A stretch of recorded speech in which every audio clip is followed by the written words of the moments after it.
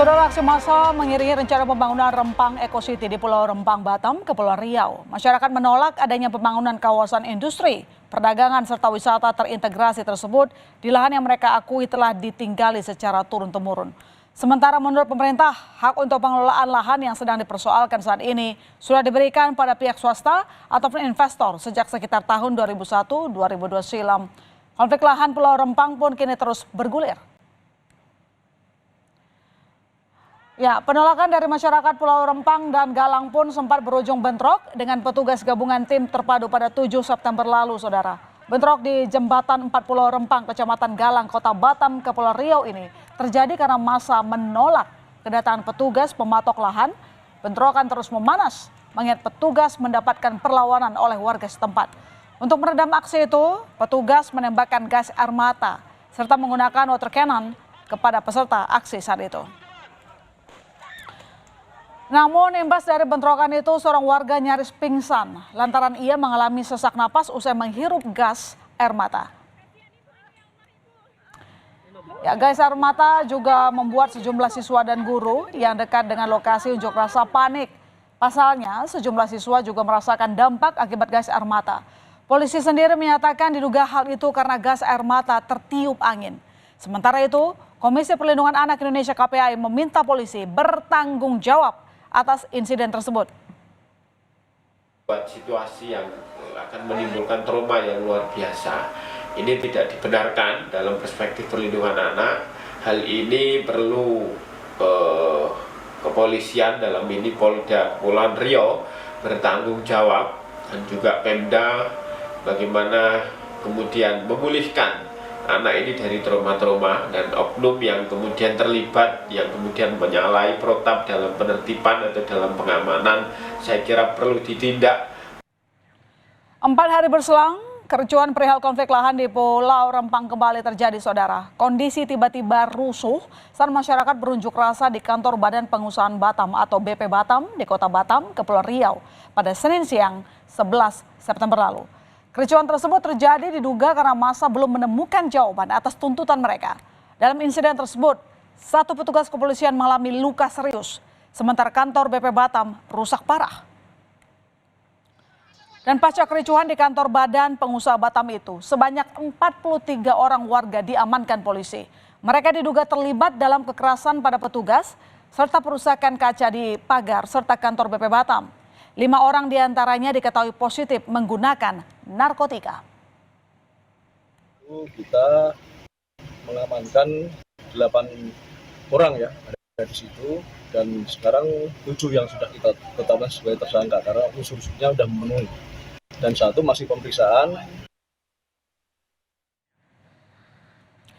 Ya, saudara, dan inilah Pulau Rempang yang saat ini tengah menjadi pembicaraan karena kisruh di balik rencana pembangunan Rempang City, Rempang Eco City. Nah, Pulau Rempang termasuk dalam Kecamatan Galang, Kota Batam, Kepulauan Riau dan memiliki 2 kelurahan yakni Rempang Ket dan Sembulang. Letaknya 2,5 km tenggara Pulau Batam. Pulau ini memiliki luas sekitar 16.583 hektar dengan jumlah penduduk sekitar 7.500.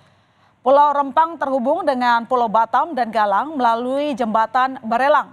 Lokasinya yang strategis inilah yang kemudian membuatnya dipilih untuk tempat dibuatnya Rempang Eco City. Sementara itu, menurut warga setempat, di Pulau Rempang ada 16 kampung tua yang dihuni oleh warga asli Pulau Rempang sejak 1834. Nah, dari luasan tadi ada sekitar 45,89% wilayahnya yang akan dipakai untuk Rempang Eco City atau sekitar 7.500 hektar, saudara. Rempang Eco City merupakan salah satu program strategis nasional yang tujuannya sebagai kawasan industri, perdagangan, serta kawasan wisata terintegrasi yang mendorong daya saing dengan Singapura dan Malaysia. Serta disebut-sebut bisa menarik investasi 381 triliun rupiah dan bisa menyerap 306.000 tenaga kerja hingga 2080. Nah, untuk tahap pertama di tahun 2023 ini, rencananya ada 4 kampung yang akan dipindahkan untuk proyek pabrik solar kaca. Dan proses inilah yang kemudian menyulut penolakan warga setempat yang merasa telah tinggal di lokasi tersebut secara turun-temurun dan memiliki hak atas tempat itu. Menko Polhukam Mahfud MD sendiri menyebut terdapat permasalahan yuridis terkait kepemilikan tanah di Pulau Rempang sejak lama. Selama ini kita masyarakat di sana itu sudah turun-temurun mendiami di Pulau Rempang. Bahkan kami dari Himmat Polrang sudah mendaftarkan ke BPN Pusat untuk menjadikan hak milik sesuai Undang-Undang Pokok Agraria gitu. Salah satunya hak tanah yang selama ini kami sudah mohonkan ke BPN RI di Jakarta. Itu sudah berproses kami dari sejak 2008. Sampai sekarang kita belum diberi sama BPN. Namun kenapa investor yang masuk tiba-tiba diberi? Sementara BP Batam belum mempunyai sertifikat HPL di wilayah tersebut. Gitu. Secara yuridis itu memang tumpang tindih ya. Dulu itu sudah diberikan ke sebuah entitas pengusaha bahwa ini Pulau Rempang kamu kelola. Itu tahun 2001-2002. Karena tidak pernah ditengok, tiba-tiba pemerintah daerah itu memberi izin baru kepada orang lain di situ. Tidak diberitahu bahwa itu, mungkin tidak tahu juga, bahwa itu sudah alas hak dimiliki seseorang. Nah itu terus setiap izin baru itu disahkan oleh LHK, Kementerian LHK.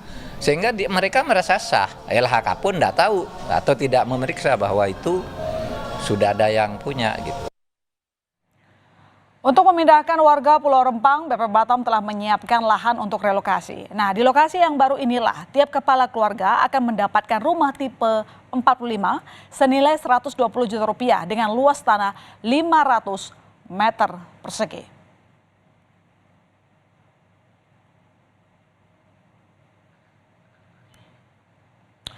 Namun lahan relokasi tersebut belumlah siap saudara. Untuk solusi sementara, setiap kepala keluarga akan dibekali uang untuk mengontrak rumah sebesar 1,2 juta rupiah. Serta biaya hidup yang disesuaikan dengan jumlah orang dalam satu keluarga hingga lokasi relokasi bisa ditempati. Menanggapi situasi yang terjadi di Pulau Rempang, Presiden Joko Widodo menilai adanya komunikasi yang belum berjalan dengan baik antara pihak-pihak yang terlibat. Sementara YLBHI menyoroti masalah pembangunan Rempang Eco City tersebut belum memperhatikan hak asasi manusia. Bicara diberikan solusi karena di situ sebetulnya sudah ada kesepakatan bahwa warga akan diberi lahan 500 meter plus bangunannya 40 tipe 45. Tapi ini kurang dikomunikasikan dengan baik sehingga terjadi masalah. Tribalil akan ke sana akan memberikan penjelasan mengenai itu. Sekali lagi membuktikan bahwa pembangunan proyek strategis nasional masih jauh dari perspektif hak asasi manusia, di mana di dalamnya ada hak atas tanah, hak atas lingkungan, lalu ruang hidup masyarakat yang tidak pernah menjadi pertimbangan dan sekali lagi justru dihindari oleh negara, tidak dipertanggungjawabkan pemenuhannya oleh negara dengan menggunakan kekuatan-kekuatan atau alat negara yang represif dan tidak tepat, tidak sesuai dengan tupoksi, yaitu alat pertahanan dan keamanan menggunakan kekuatan TNI Polri. Hingga kini belum ada titik temu permasalahan lahan terkait rencana pembangunan Rempang Eco City ini. Semoga baik dari pihak pengelola maupun masyarakat setempat bisa menemukan win-win solution. Sehingga tujuan dari pembangunan salah satu proyek program strategis nasional itu bisa tercapai. Begitu pula kesejahteraan dan kenyamanan masyarakat di sekitarnya bisa tetap terjamin.